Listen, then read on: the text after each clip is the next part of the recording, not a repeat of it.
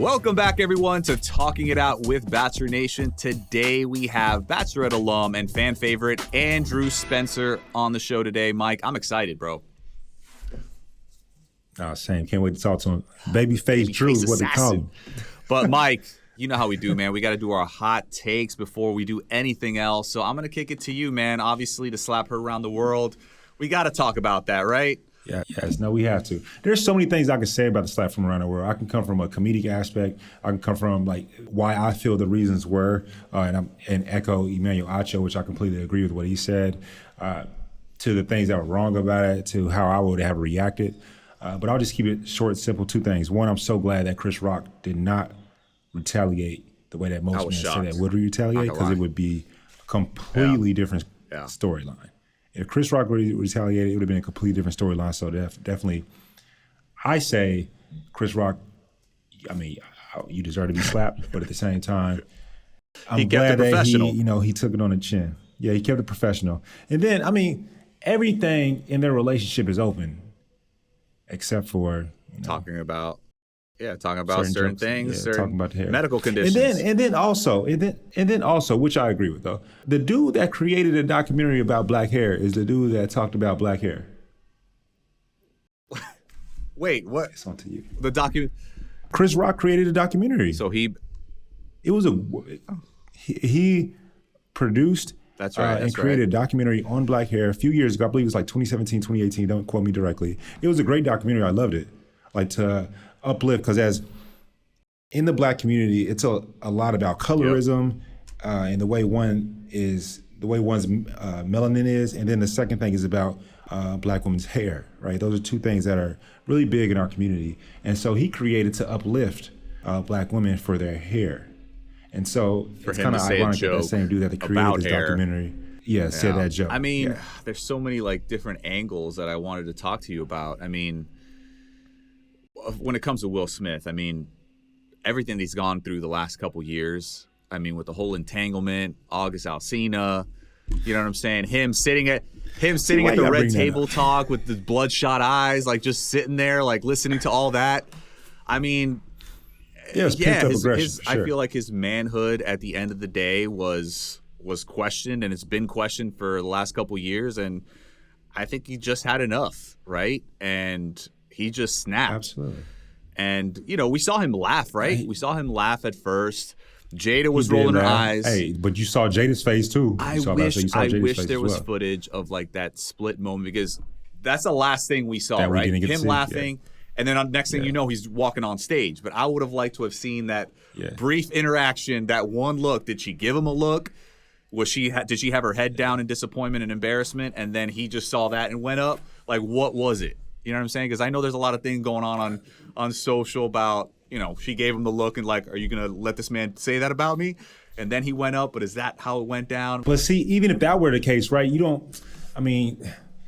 like, baby, you my wife, but you're not going to make me assault somebody either, Right. And so there's so many facets to it. My biggest thing, what I told my homies in a group chat, the first thing that came out of my mouth before even thinking deeper on it, because I want to think deep about it, was that's kind of like high-key embarrassing for Will Smith, because he sucker punched Chris Rock and didn't even like phase Chris Rock. Like, bro, if you sucker punch me, I'm not even paying attention. That's embarrassing on you.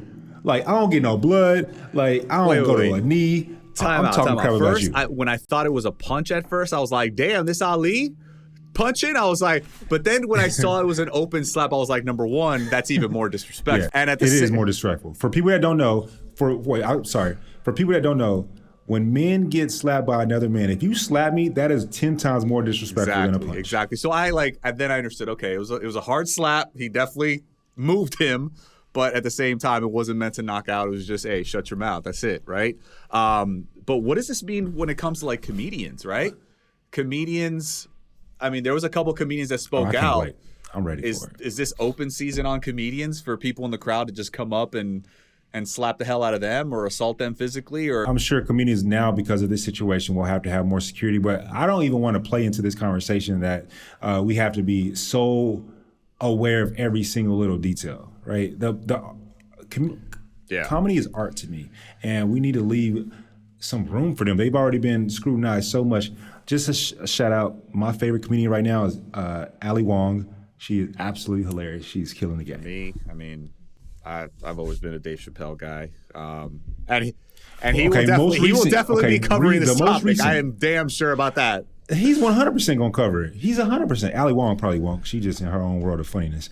But so Mike, let me ask you this. So Mike, let me ask you this. So let's say you're, because I asked Rachel this, and I was like, so wait, are guys gonna have, the burden? Are like women gonna now say, oh well, you don't love me like Will loves Jada. If you did, you would go slap this motherfucker in the mouth. You know what I'm saying? Nah, because it ain't gonna even get to that. You gonna know I love you, baby, from moment one. Like how would you have handled the situation? Like what would you have done? If you were Will Smith, Will or Chris, he just disrespect. And this isn't the only time, because he's been cracking jokes about Jada for a minute now. Like there was a clip back in I don't know what year, maybe 2016, 2017. Don't quote me on that, but he mentioned something back then. And obviously everything's come full circle now. I'm not going on stage. You're not going on stage. Exactly. Okay. No, I'm not going on stage. No, I'm gonna handle his ass offline. I totally agree. I totally agree. I wouldn't have. I mean, it's the damn Oscars. You're in front of the world to see. It's like, bruh. Do that behind closed doors. Wait till the after party. Let them know how you feel. If you want to sock them there, feel free to do that. But I don't know, man. Feel free to do that.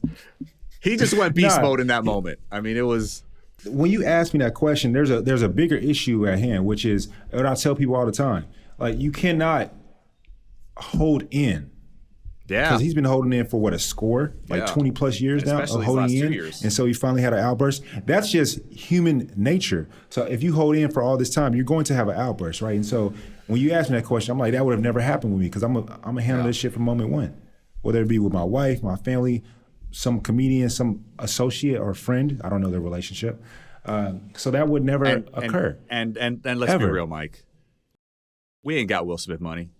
We ain't got Will Smith clout. Right. I mean, that was some rich ass shit right there. Like, for you to be able to go up to this man, slap and go sit back down, laugh, and then go party with your Oscar and sing your songs, and then win the Oscar. Yeah, like that was that was crazy. That doesn't happen. Like you and I, we get dragged off the stage 100%. In handcuffs.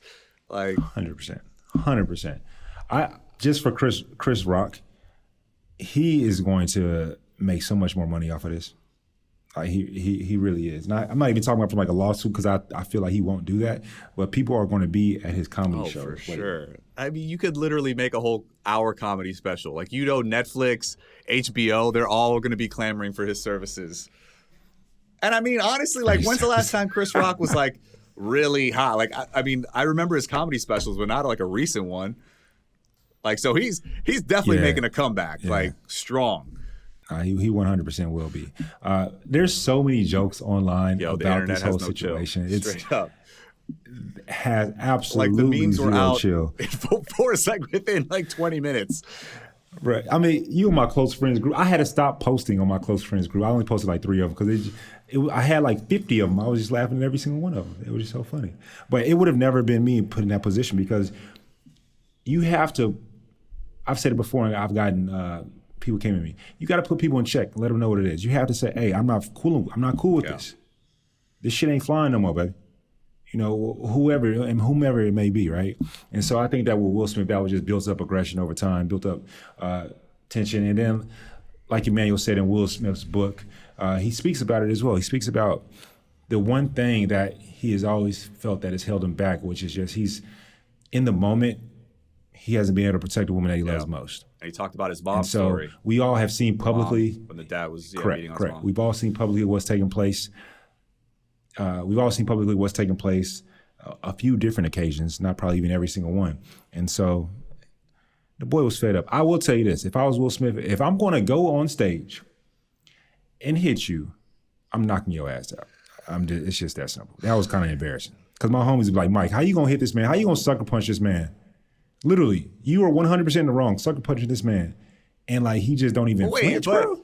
But not like, even a little blood. Think about what happens after that. Chris Rock is on the ground. You go back and sit down. Like, some producer from the side has to come out like, like, I mean, the dude went on stage and Like literally the sucker Oscars, punched like him. must be thanking Chris Rock so much for continuing on to be Oh, professional. they absolutely are. Because Chris Rock did a really amazing job of continuing on. He did a fantastic job after the fact. But I'm talking about strictly from a homeboy aspect. If that was you, I'd be like, Bryan, what the hell did you do? But hey, at least you knocked him out, bro.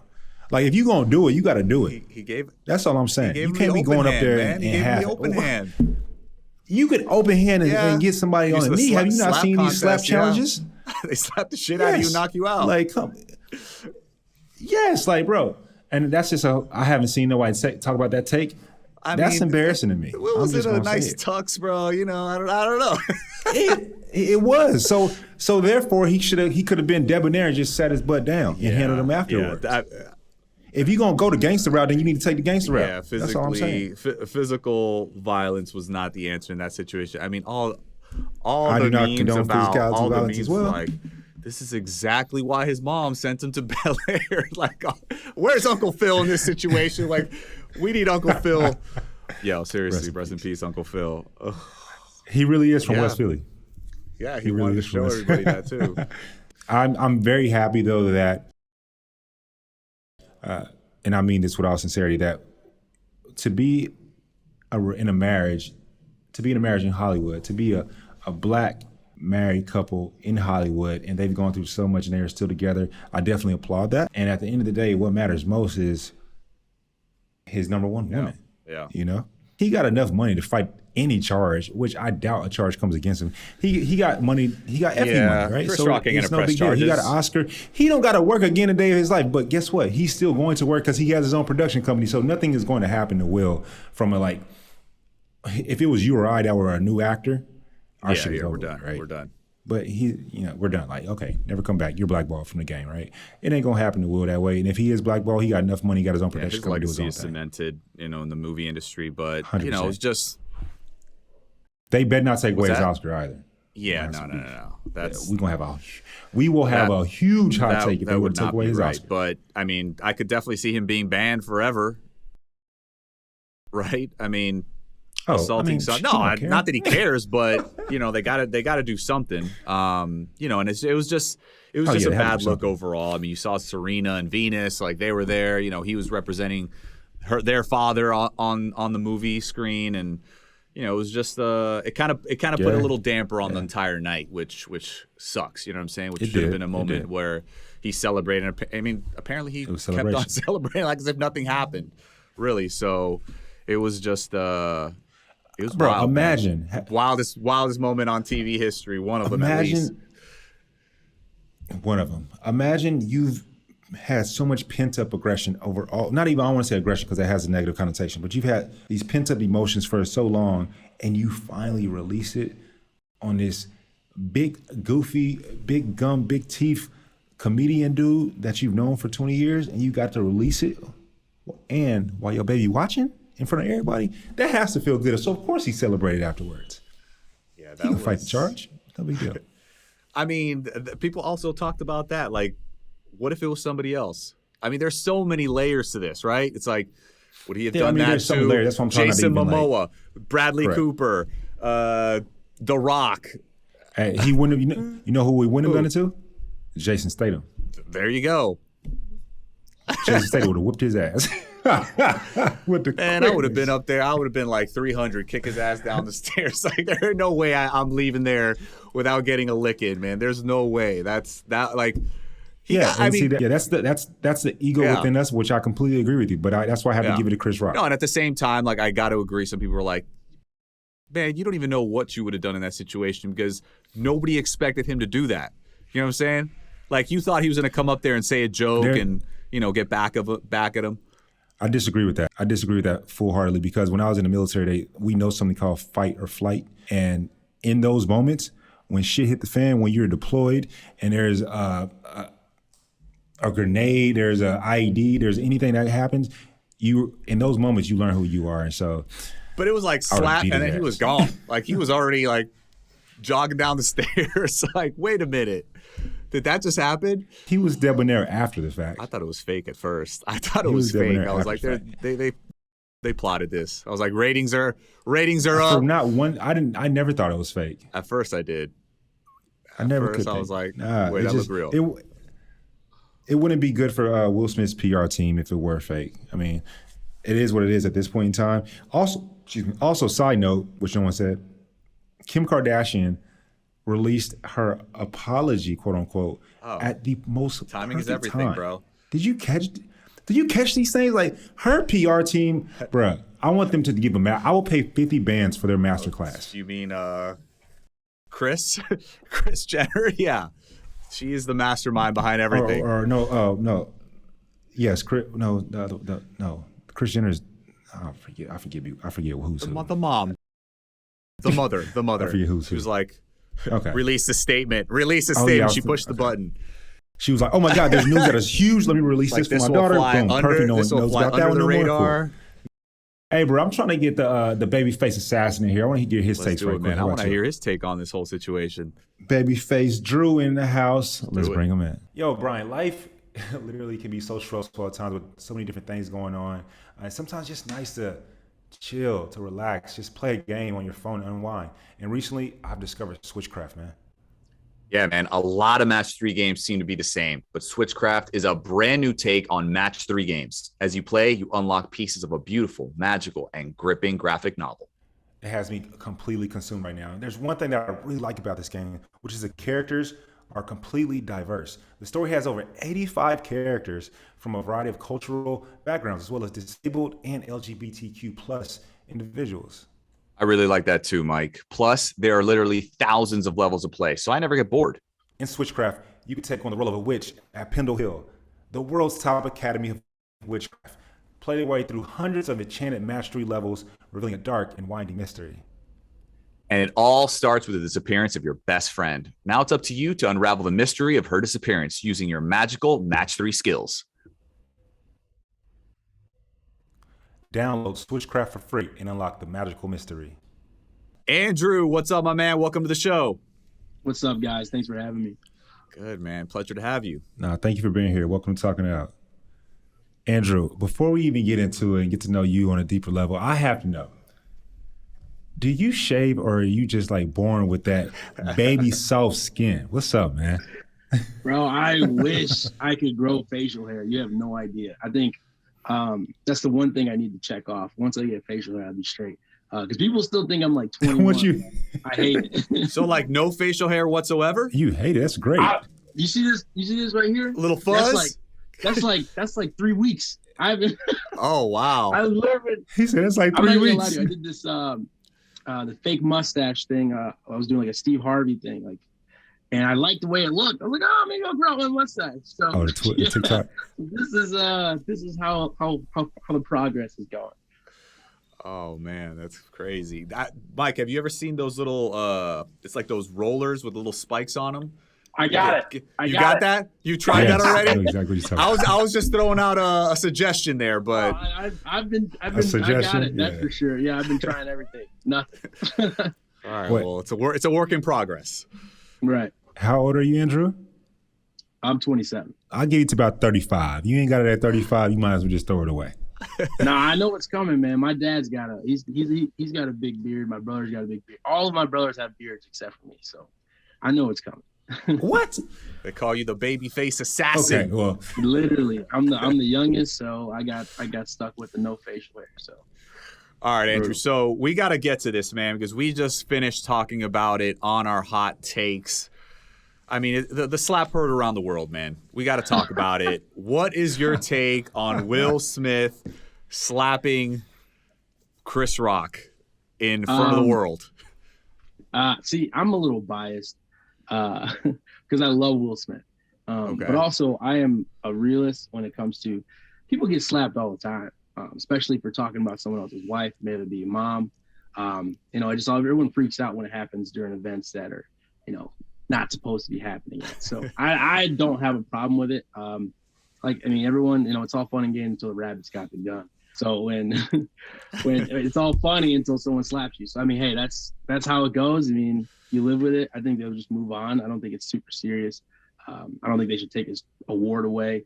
But I think Chris Rock took it like a man. He took it on the chin pretty good too. I don't even know how. He definitely took it on the chin. That's crazy. What would you have done if you were in Chris Rock's position? Would that have ended the same way?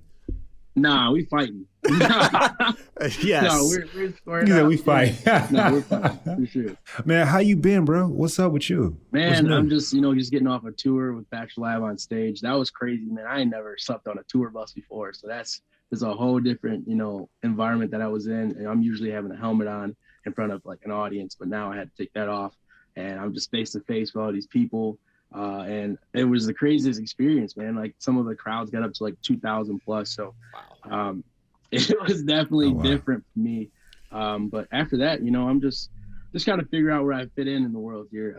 I got my job as a coach. That's what I love. I want to stay around football. And who knows, maybe I'll get back out and play pro again. So we'll see.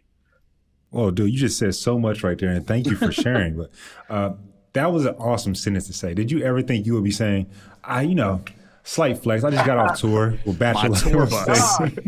No. We have 2,000 people in attendance. When you sleep on the bus, I didn't know. Yeah, I slept on the tour bus. No big deal. Yeah, it's so much different than like when you fall asleep in the car on a long car ride.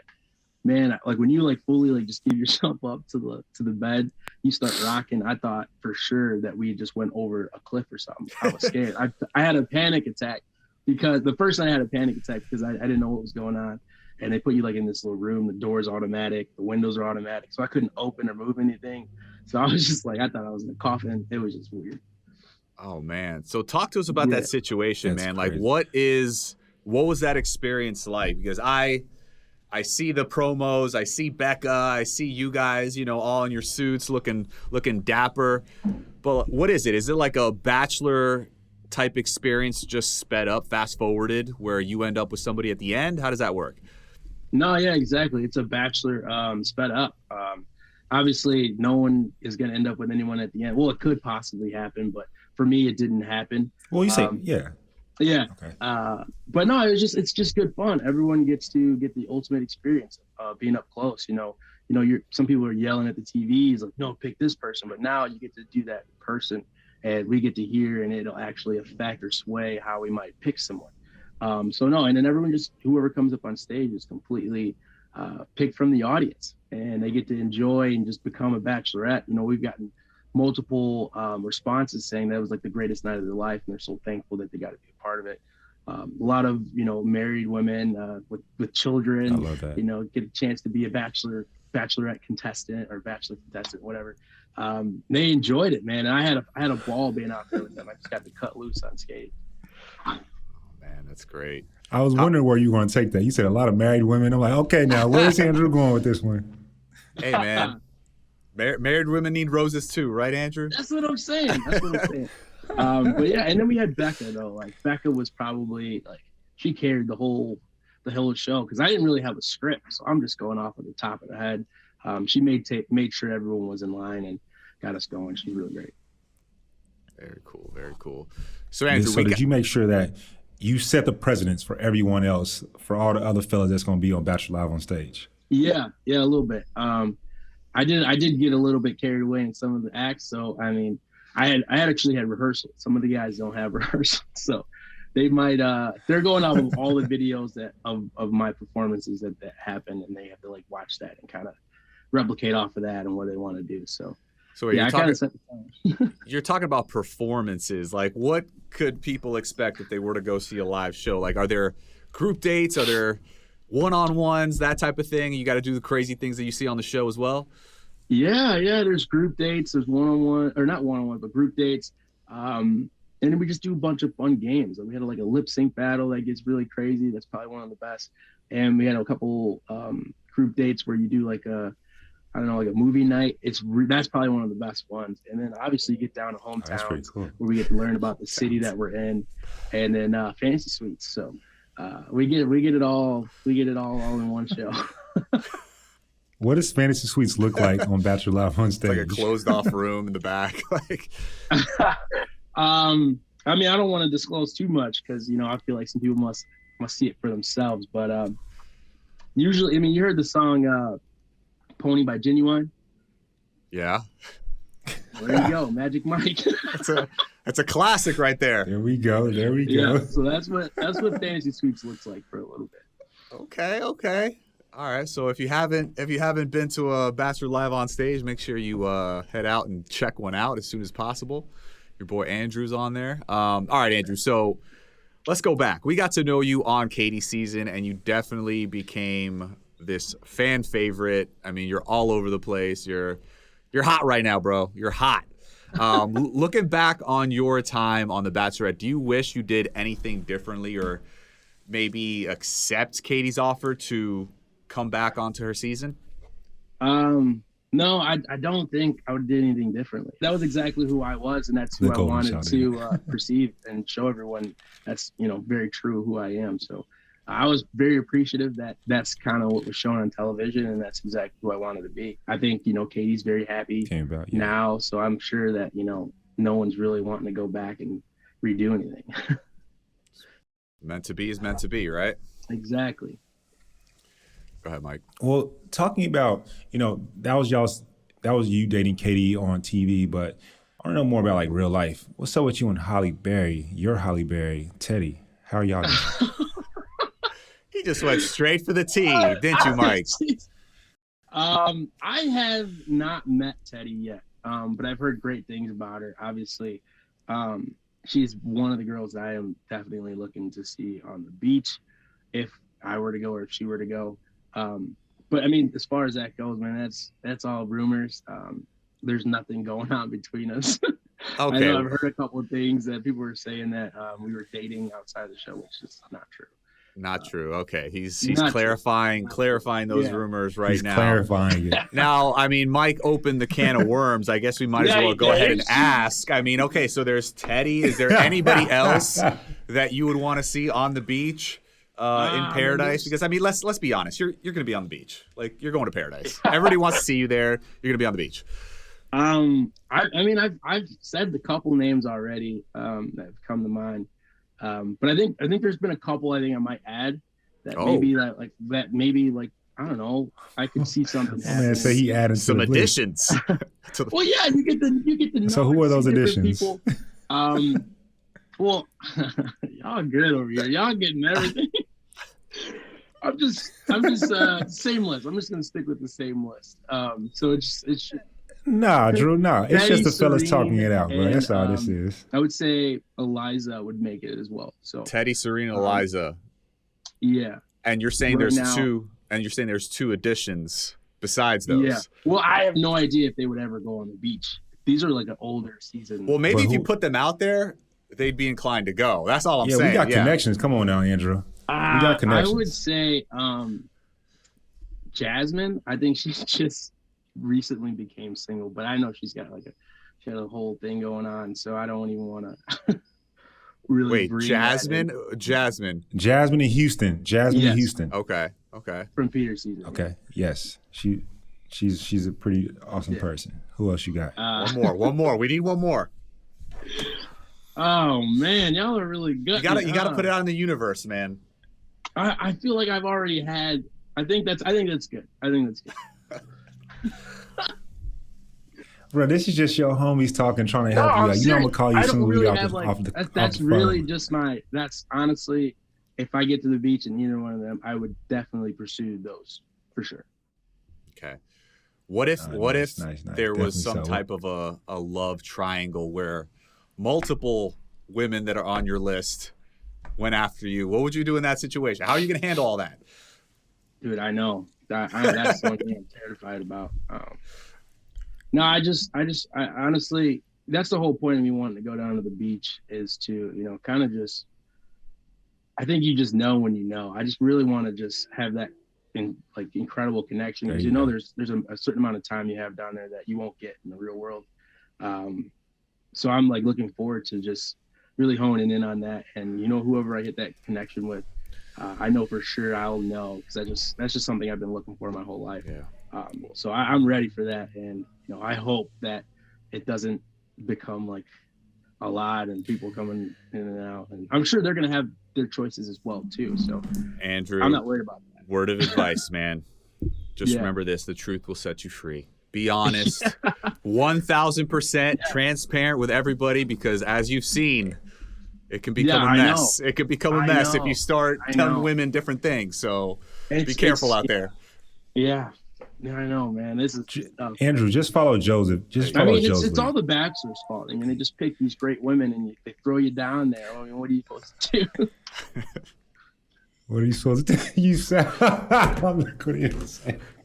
It's all their fault. They got these beautiful women down here. Yeah, how are you supposed to handle that? I blame them. How am I supposed to like? That's why I'm thankful. I don't think I would have done really well as a Bachelor, so I think I got away, dodged the bullet there. Hey, there you go. There you go. So I got a question, man. I always think about this when people are on The Bachelorette, Bachelor, and/or Bachelor in Paradise. You know, at some point in time, you got to have a serious conversation. Hey, I live here, you live there. And Andrew, we know that you just, moved back to the Chicago. Is that a conversation that, you would have with somebody that you meet in Paradise? Hey, are you willing to move to where she's at, or would you like her to relocate to you? Because, Greg did mention, you just got a pretty awesome position as well. No, man, I'm very open to moving anywhere. I don't believe in long distance relationships. Okay.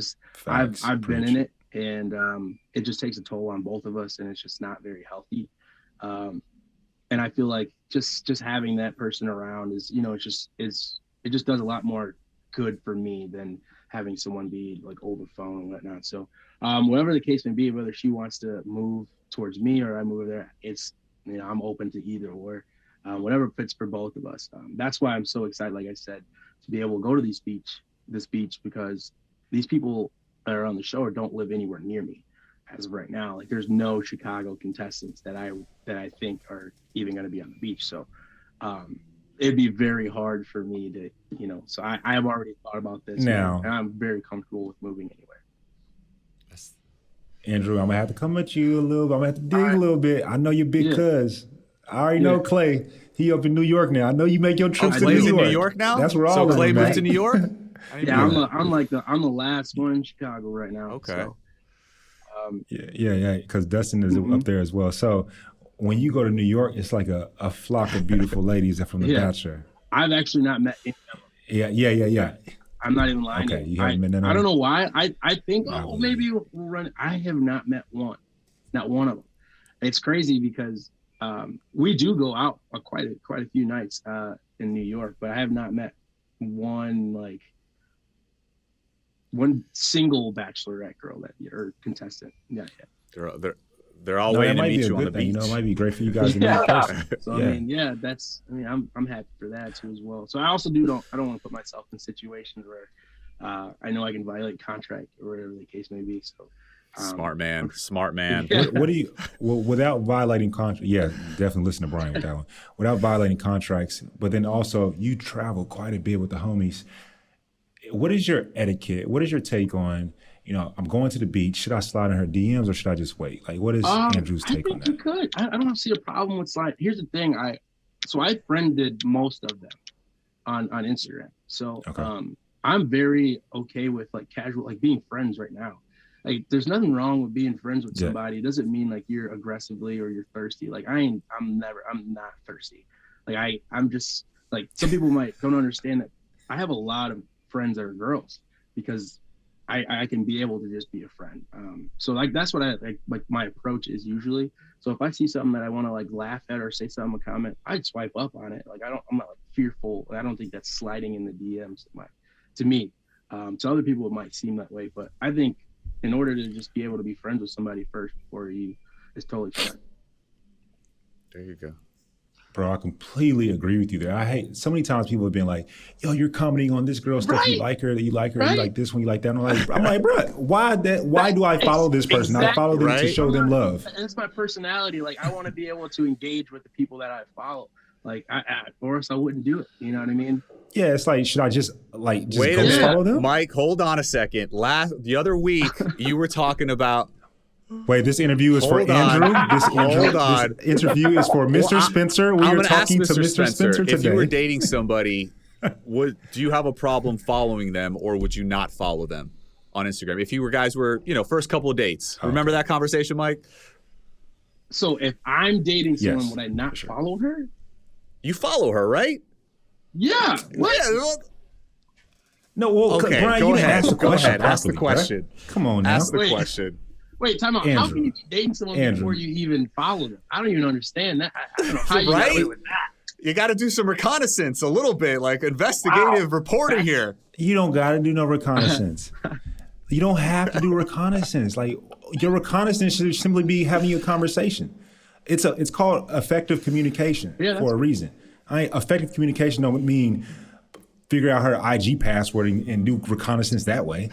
So, Andrew, the question was, let's say I hook you up with somebody that lives in Houston, really, pretty young lady, right? And like, y'all are not on The Bachelor, right? And like, y'all going on a first date. Do you have to follow her? Is that etiquette? Or can you just exchange numbers and just chop it up? And maybe on your third date, hey, what's your IG? I mean, yeah. I mean, there's nothing wrong with that. I just feel like he said, I mean, yeah, it's not my way, but okay. I mean, honestly, I see what you're saying.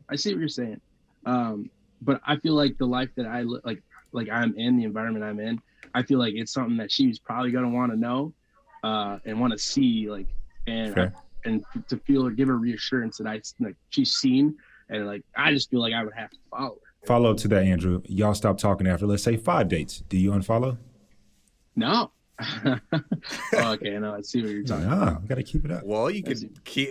You never know what the future may hold. I'm a very cordial date stopper or whatever. Yeah. However you want to say. Like, that's it, bro. You ended on good terms. You ended on good terms. Good terms. Before it even gets there, I'm just like, you know what? I need to respectfully. Hey, listen, I would love for us to be friends, but I do not see us going this way. So, yeah. That's a smart man right there. You could have been a great bachelor, bro. That's such a wonderful way to end a relationship if that's you're not feeling. Right. Yeah. I'll be trying. All right. I'm out here trying. So you mentioned earlier. Let's talk a little bit about the mess that happened a couple months back. Katie and her 12 days of messy. What were your thoughts on all that? Y'all got a messy podcast. Hey, listen. We put these questions together just for you, my brother. So Greg, we asked Greg the same thing. We just wanted to get your take on it. The group chat was funny, I would say. That must have been the group chat was on fire. That was kind of funny. We were all interested. I think it was very interesting. You just wanted to know what song you were gonna be. I thought I would have got a cooler song, but it's cool. No, it was fun. I don't see any problem with it. I think she's just having fun with her social media and followers. I think people take things way too seriously. I don't think she meant any malicious way. Maybe to Blake. Maybe Blake. That was a little. I was like, that hurt. Yeah. That was rough. That one was a little bit, touchy. I wish she would have did Greg's. I was like praying she would do Greg's, just so I could, just make comments about it with, in the group chat. I think that would have been funny. But no, it was a good idea. I think it was fun. I thought it was light. It was good engagement, I'm sure. I feel like she. Yo, that's how I looked at it. Honestly, I look at it from the engagement aspect. I was like, yo, Katie, you should have teamed up with Taylor Swift, got a little bag, because that was just great press for Taylor Swift. That's how I looked at it. And then sent us the song or something, like a little gift basket. That'd been nice. It would have been like, everybody knows when you go off the show, you become an influencer. That's true. It would have been nice. So you just mentioned y'all have a group chat. Who are you still cool with, man, from the show? And who do you kick it with? I'm really cool with obviously Greg, Justin, and Mike P. Those are like the core, and then we like Mike, what's his name? Trey just got thrown in there because me and Trey and Greg, we play a lot of video games together.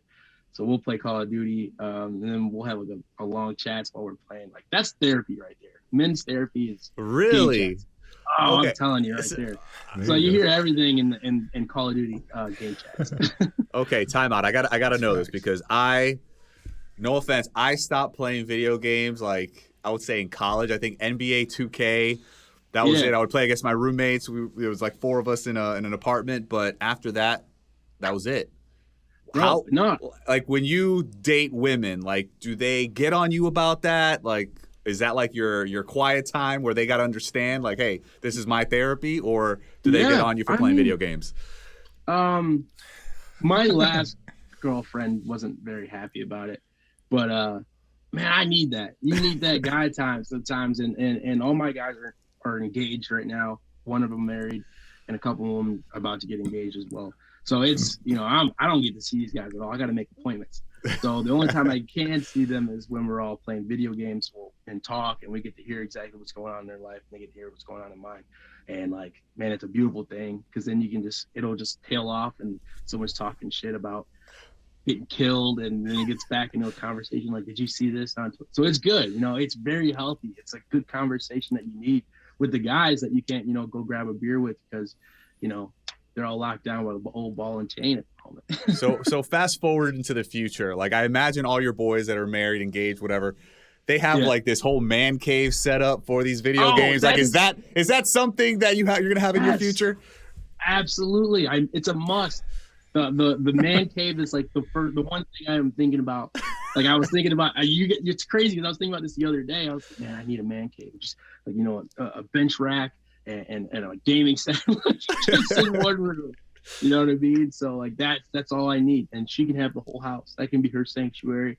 That's kind of how I want. The whole closet is hers. The whole bathroom is hers. She's good. Everything's hers. I just need one room. I just need one room. I just need one room. Yeah. If you were, let's say, in the fantasy suite hypothetical situation, these are things I think you would have to bring up. Hey, babe, you know, I'm gonna need a man cave. You know, if we ever get together, I'm gonna make my own man cave, and that's my sanctuary. Like you said, you gotta deal with it. That's fine. I mean, she's more than welcome to hang out in the man cave. That's the thing. Like, I hope that the woman that I choose to marry is also my good friend and understands like friendship. Like, I enjoy playing video games, so she wants to be like, all right, if you're gonna play video games, I maybe just chill in here and, you know, hang out. That's fine. I don't have a problem with that. I'm not like a angry, get out of the room kind of person. You know what I mean? I enjoy company as well. So, but I do like to hang out with my friends via games. So like, that has to happen. I need that, like, ladies that are going on the beach, if you like video games, you are Andrew's unicorn. Send okay, Andrew your gamer tag now.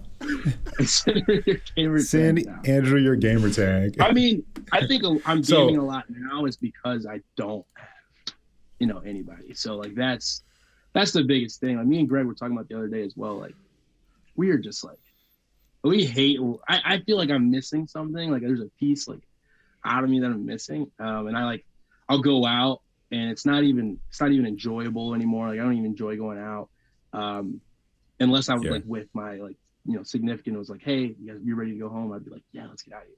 Like, that's what I feel like I'm missing, and like, that's why I'm playing video games, because I got a little bit of time on my hands. So hopefully that changes. I mean, I won't probably be as much in the games if I had my girl. So I'm not like a gamer. Well, let's help you out with that, man. I want to know, because people always ask, what are you looking for, right? And to me, those aren't my favorite questions to talk about. I want to know, what are the things that you do not want in a relationship outside of the obvious?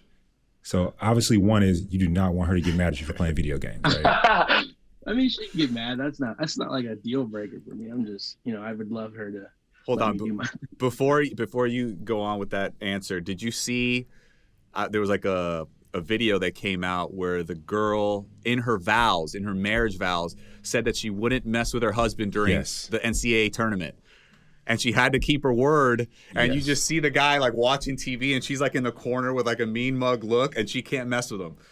Maybe that's something you want to put in your vows. I think that would be hilarious, but I don't think it'd be that serious for me. I'm not that serious.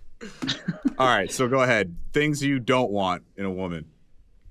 I don't really have much red flags other than someone that's not being themselves or tries to mold themselves too much to me.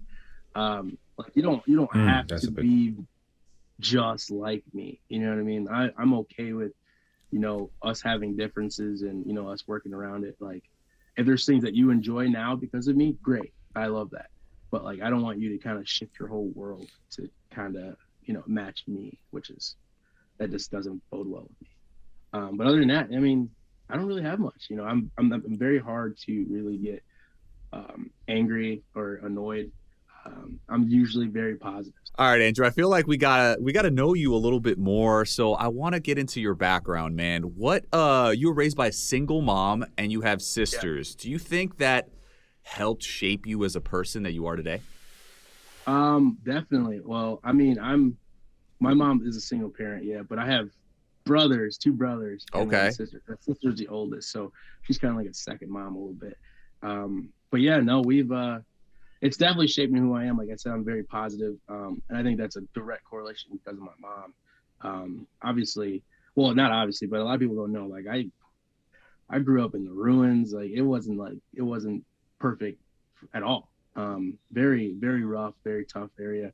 And then like moving around a lot, but also not having my father. My father, I don't think anyone knows, was locked up when I was 6 years old. So he's still there today. So it's been a very Oh wow. weird life for me. But my mom and my family has been like they're very positive and they're very happy, outgoing. Like I would say our family is like the Waynes. So we're all very funny and very just outgoing. So that keeps everything very light and from the circumstances which we're in. So our motto is kind of like this too shall pass. So that's kind of how I just keep moving forward and keep going. Do you communicate with your father at all? Sometimes I try with the time that I have, but when you get calls from him, you're locked in because he can't call you back. It's 30 minutes straight of talking, and Gotcha. I'm not a big talker on the phone with I don't know. I just want to feel like I have to go somewhere, and Yeah. especially with parents, you know how it is with parents. Like, all right, I gotta go, and you try to Yeah. get them off the phone. So, yeah, and he's not very aware of what goes on in the world right now. I mean, he's been there for 20 plus years, so Yeah, it's a different trying to world out there. explain things. Yeah, it's just he just doesn't understand it. So I'm just like, I gotta go. Yeah. Yeah. And as far as your siblings, like how far in ages, like what's the age gaps with your sisters and your brothers? So my sister's 9 years old, 9 or 8 years Okay. older. Then older brother is 7, and then I have a brother that's a year older, a year and a half older than me. But yeah, and we're all really close to an extent. But I've always had like the pressure because I was the younger one. I had to do everything differently from everyone else because they kind of shielded, protected me from like all the stuff that they were doing. Like my two brothers were, into just not the good stuff, and I had sports going on in my life early, and they wouldn't let me do anything. Like, nah, you can't come, bro. You gotta stay home. You gotta do this. So it's been cool, but it's also been a blessing to be able to be in this position right now, like be able to, kind of help out where they kind of helped me be able to become who I am today. So it's kind of dope. I got like a pretty cool, it's a BET classic for sure. So what does your family think about, your stardom here? Like everything that's transpired. I mean, you going on the Bachelorette, did they know what the Bachelorette was prior to you going on? Like tell us about that. Well, yes, because Clay was on the Bachelor. Ah, okay. Your cuz. Cuz knew we. So when Clay got on the Bachelor, we kind of figured out about this. Me and Clay actually kind of have like the same lifestyle. We're kind of the same in a way. He's just 10 years or 9 years before me, or 6. I don't know how old he is. So he did the same thing. We both did the football thing and college thing that a lot of our family don't really do. And then he made it really big in the NFL. I had a cup of tea in the NFL, and then I played overseas. So we kind of did everything the same way. We kind of grew up in a rough area, same kind of troubles. That's why I give a lot of people don't give a lot of respect for Clay, but that dude is like, his story is unbelievable, but you would never know because of how, just positive he is, and he's always upbeat and trying to make stuff happen. So Yeah, man, he's a lot of beast. props to Clay. Like, yeah. He's a beast. He had an NFL career. Like he's the real deal, man. So I want you to talk to us about the football in Europe. Like tell us about that journey. What was it like playing overseas? Man, it was great. I got to be able to, just travel the world. Also, continue playing football. That's always been my first love. That's always been my like escape from everything. And I've been blessed to be good at it. to be able to do that. And I dominated in college, and I got a shot in the NFL, and then went overseas, and I dominated overseas, which was fun. So people treated me like royalty. They're like, oh, I felt like Odell Beckham out there, when really everyone just moves like a couple steps slower than football players from America. So it was dope. It was fun. It was a great time. Hopefully, I get back out there and play again. If not, I'm totally fine with still coaching.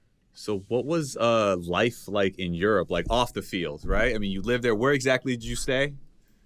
I stayed in Vienna, Austria. So, Vienna, Austria. Okay. That's yeah, beautiful. Beautiful city.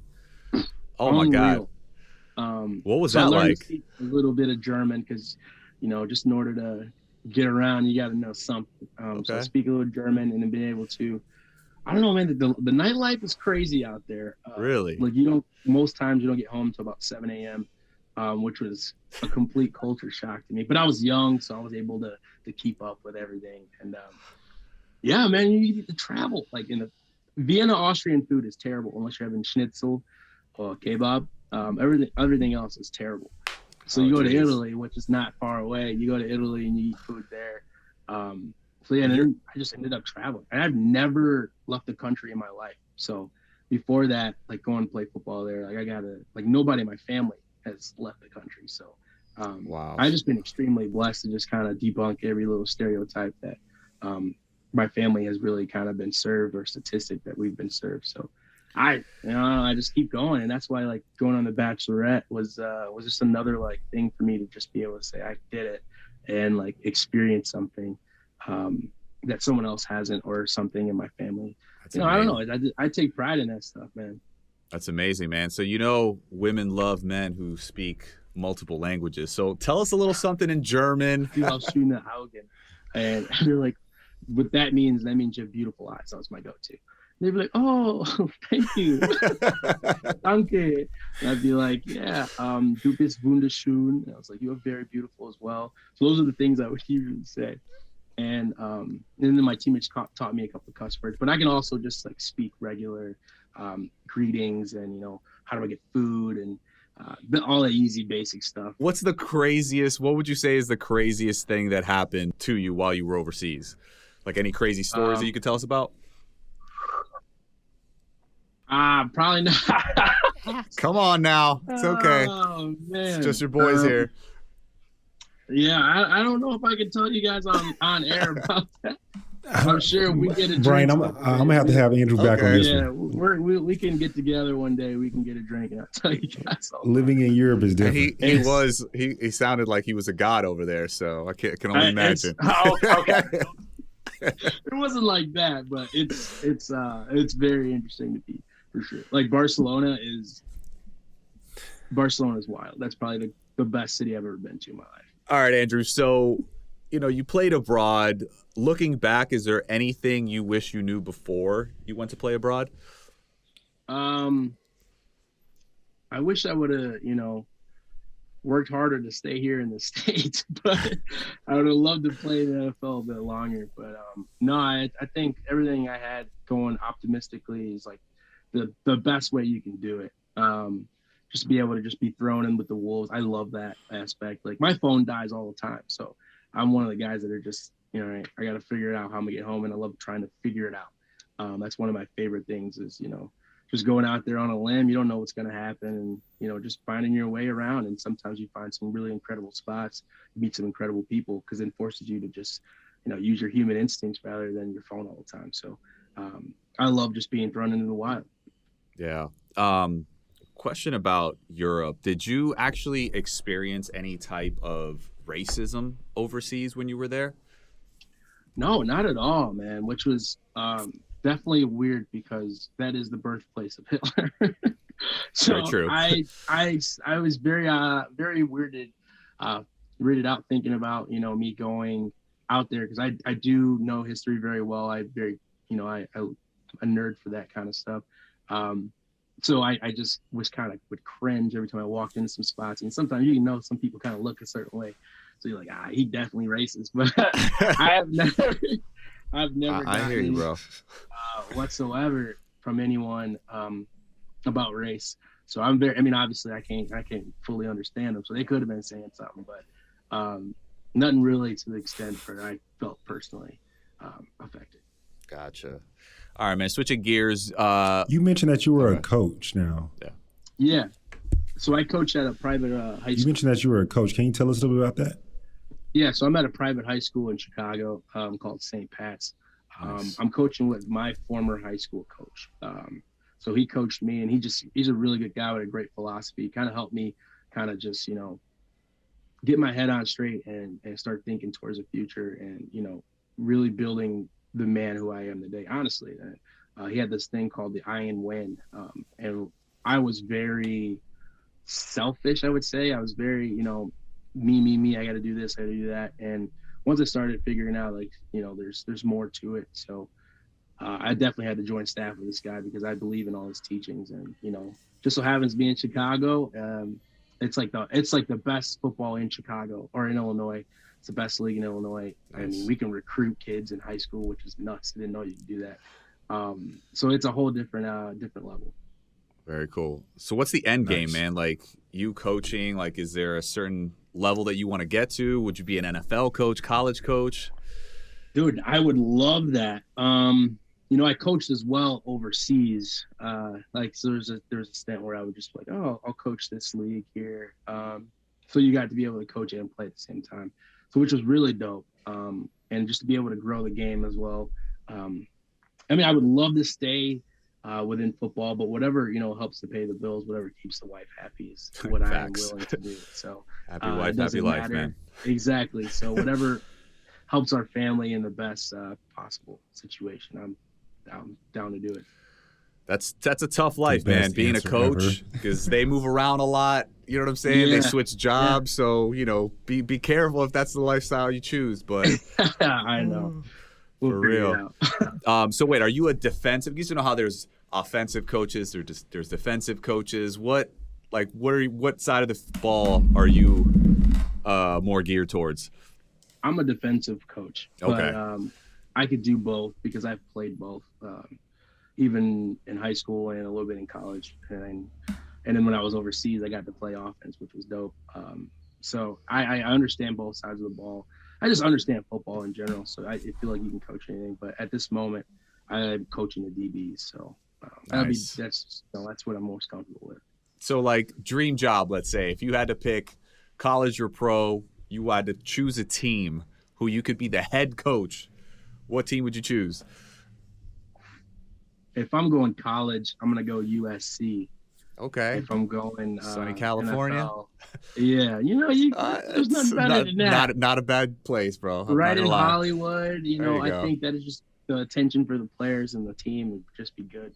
And also I'd pick Chicago Bears, the hometown team. Bring a championship finally to that city or what? Yeah. Since I the mean, 80s? I don't think we can talk. Yeah, but I just feel like that's just the kind of mentality Chicago has, and this kind of mentality that I have. I think everyone from the Midwest is kind of the same. You'll meet some people that are kind of off, but I feel like everyone is kind of wired the same. Like you'll see why me, Joe, and Kenny and Clay, we kind of all understand each other because it's just a Chicago thing. I don't know.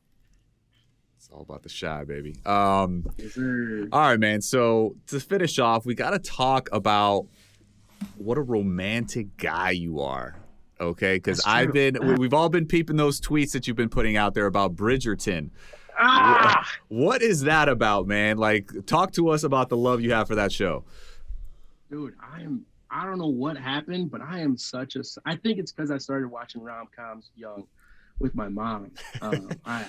You've Got Mail had me. I was like, dang, let's You give got me mail. Yeah. I was watching Sleepless in Seattle back in the day. So I just always been wired and I just love rom-coms. But Bridgerton's something else, dude. Like the way they can articulate like someone's love, you're just like, damn, I want that. I want that kind of passion. Just that, like I said, passion. So when I want to go to the beach, man, I just want to fall in love. Like I can find a partner out here. It's not hard.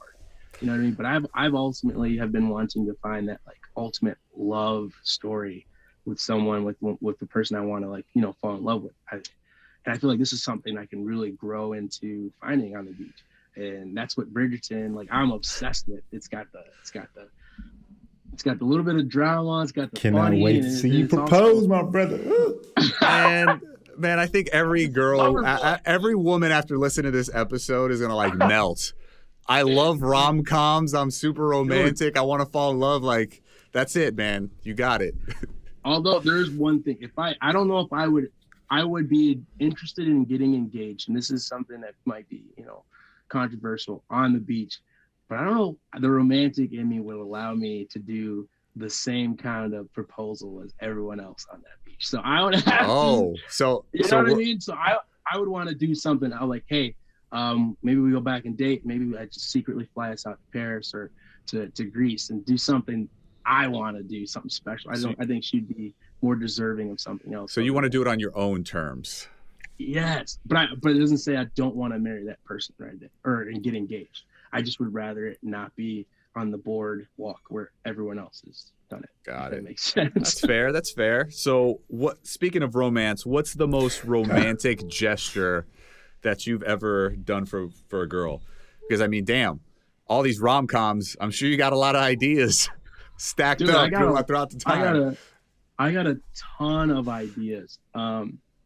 I'm just, I think one that makes me laugh because this one ended in like heartbreak. Oh. So I had drove an hour and a half to this girl because it was during the pandemic and everyone was couldn't see each other. I was like, you know what, I'm gonna do something special. I'm gonna deliver her like a Chipotle. You know how like the boom box outside of the house.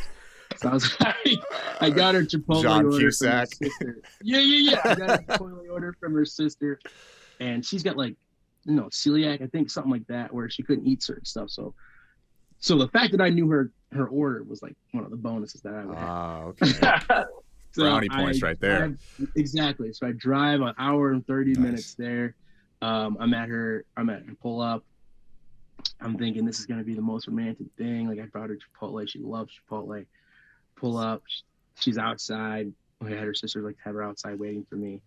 And then I get there. She's like, oh, what are you doing here? What I thought would have been the most romantic thing is to be up here looking stupid. What did you think was going to happen? Like, was she going to be like shedding tears as you arrived? Oh, I thought she would have ran. I don't know. Like in your arms. We haven't seen each other in like 3 weeks because of the pandemic. And you brought Chipotle. Yeah, I brought. What? Like, come on. Like, I mean, I already sent flowers. Like flowers. I mean, sometimes flowers they're hit or miss, but you bring yourself along with food. Yeah. Come on, you can't lose. I lost. It was such a weird thing. So wait, what happened? Like, so what happened after that? So she ate her Chipotle, I hope. Yeah, we had Chipotle together. It was just an odd vibe, bro. And I just it was different from when we last talked. Because when we last talked, there were sparks everywhere. Like we just couldn't stop talking to each other, be around each other. And during the pandemic, the first week and a half, we were FaceTime for like 6 hours because we just couldn't stop talking to each other. What changed? And then I don't know. I just I felt a little shift, maybe a little bit, but wasn't ran out of enough. stuff to talk about. But it wasn't enough for me to, not go and make that drive. You know what I mean? So once I got to the house, she was like, "Sorry, you're like an amazing guy, but I'm not looking for that kind of thing right now." I was like, wow. Yeah. So that was the last fling I've had, and that was maybe 2 years ago. Hey man, her loss. That's all I gotta say. Man drives an hour and a half for you with Chipotle. Yeah. That's a keeper right there. Come on now. I appreciate that, man. I appreciate that. Hopefully don't change, bro. Don't change. Don't let that. I won't. Don't let that mess up your mojo. Keep that going. Keep that energy going because there's gonna be tons of women out there that are gonna appreciate that for sure. Absolutely. So man, what advice? I mean, it seems like you got so many things figured out, man. I'm really hoping that you do find love, whether it's on the beach, elsewhere, whatever the case may be. But what advice do you have for current cast members as they navigate this new life on The Bachelorette and Bachelor? I would say first and foremost, be yourself. Always be true to yourself. and block out the noise, man. Like it's not positive, and if it's not, it doesn't really matter. Understand who's there for you and who truly has, you know, feelings for you, because people will try to tear you down, and it does not matter. You can be you no matter what, and just try to be able to just remain as even keel as possible, never too high, never too low, and remain humble. So that's basically all I would say to people. Amen. And what about the two new bachelorettes, Rachel and Gabby? Any advice for them as they embark on their journey? I think they're gonna have so much fun. I ain't gonna lie. too. I've had conversations with them. I have a mutual friend, and we just ended up they are some fun people. I know they're gonna enjoy it, and I know they're gonna have a great time. So I'm very excited to watch their season. Yeah, same, man, same. So last but not least, man, is there anything else that you wish the audience got to know more about you on the show? I honestly, I would say just a little bit more about my true life. Sometimes 15 seconds on an Instagram story, people might try to put you in a certain category, or what your Instagram page might look like. But as I've told you guys tonight, it hasn't always been sunshine and rainbows. Just because someone put on may be able to be confident and smile and be positive in certain situations doesn't mean that they didn't have it rough. Yeah. So I would also just encourage people to be a little bit courtesy of that, and understanding that some people have a lot of baggage in life that you might not know about, and just be conscious of that. Amen. Mike? Very true. Very true. I think, Andrew, you just Right. dropped your gem right there, brother. we always have a gem that we ask. That was a beautiful gem, and people definitely need to know that back home. Also, I want to say, Bryan, I met Rachel. Bro, you guys exude the same kind of energy, which is really crazy. She was such a really nice person. I met her at the Revolve party. So, appreciate me that, and Greg, man. Me and Greg, we were like, dude, she's the nice. Like, we were like starstruck. We were like, oh shit, that's Rachel. That's Rachel. So we didn't I know how to, remember, man. really She approach told it. me she loved you guys. You guys are a great bunch of guys, Yeah. she really likes you guys for sure. Thank you, man. Same. I appreciate that. You guys are awesome. Oh yeah, man. All right, brother. Well, thank you so much for coming on. We appreciate you. Thank you for dropping that gem. That was beautiful. And Thanks for having me, man. Man, good luck. I mean, the future is bright for this guy, Mike. Appreciate it. It really, really is. I'm ready for Andrew to fall in love and be spent. Bro, That's what I me want to too. say. I can't wait. There's a rom-com coming out of him right now. Oh, dude, I can't wait. What's the name of your rom-com, the movie of your life? Rom-com style. Love and video games. I'm just kidding. Loving video games. We'll see. Oh, that's hilarious. That is but seriously, that is such a niche market that you would be king. I know. Yeah. The king of that market. There's a movie that came out with one of those like that, but we'll see. That's awesome, man. All right, man. Hey, take care of yourself, and thanks so much for coming on. Appreciate you. Appreciate you guys. Thanks for having me. All right, man. All right, Mike. Love having you on. Have a good one. Loving video games. Bryan, Andrew is such a ball of like fresh air. I feel like he's so just full of spirit, full of brightness, full of just positivity, and just he has such a good head on his shoulders. Has great people around him. I'm happy for him, and just I can't wait to see his love. Man. He's so positive, like you said. Like you said, he was like smiling the whole interview, laughing, cracking jokes, and I just think that some lucky woman, whether it's on the beach or elsewhere, they're gonna value his worth, and I think he's gonna make somebody very happy one day. So I wish him nothing but the best, man. Absolutely. Wait, but what's your gym for the week, man? What you got for us? I gotta go the OG Denzel. I'm just gonna keep it along with the Will Smith and the Chris Rock situation. He said to Will Smith, "At your highest moment, be careful. That's when the devil comes for you." That's it, man. Like you gotta be careful. You gotta be careful. You gotta watch. There's a lot of snakes in the grass when you're at your highest point. I related to that a little bit, after the show. Weren't there people trying to mooch off you a little bit? I like it. Your highest point. I like it. That's when you bring up the Will and Chris situation, all I can see in my eyes is the slap. That's all I see. So when you were saying that, all I'm seeing in my eyes is like, all the memes that I'm going on. Denzel came in with with the good advice and the knowledge at the end there. I mean, hopefully he heeds it, but see. I'm pretty sure he will. I mean, Will Smith's got a great head on his shoulders. My gym for the day, it's kind of just I never have a gym prior to, because I always like my gyms to just be straightforward of how I feel in that moment.